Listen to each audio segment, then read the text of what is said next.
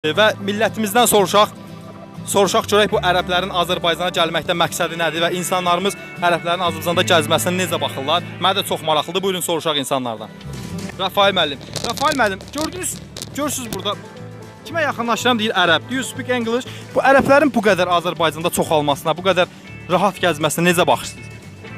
Əslində turistik tərəfdən yaxşı, ya turistlər də gəlir Azərbaycana xeyir verir. Aha. Amma nəzərə alsaq ki 1500 il əvvəl də gəlmişlər Azərbaycana və dinimizi dəyişmişlər. Bəli. Və biz hələ də həmin din davam. İşğal ediblər Azərbaycanı silah gücünə, qılınc gücünə.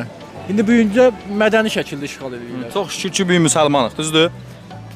İndi onu şükürdürmü, pisdirmi onu bilmirəm mən, amma yaxşı baxırsınız, pis baxırsınız, biz onu öyrənmək Düz istəyirik. baxmıram. Rafael müəllim, pis baxırsınız. pis baxıram. Pis baxırsınız. Oldu, çox sağ olun, narahat elədik sizi.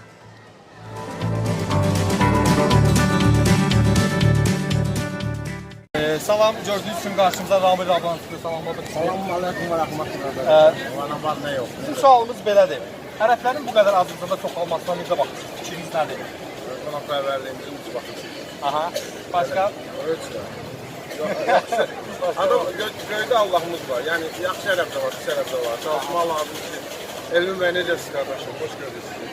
Hə, çalışmaq lazımdır ki, qonaqpərvər olduğumuz qədər də bir balaca ciddi yanaşaq ki, arınlanmasınlar, bıraxmasınlar özünü.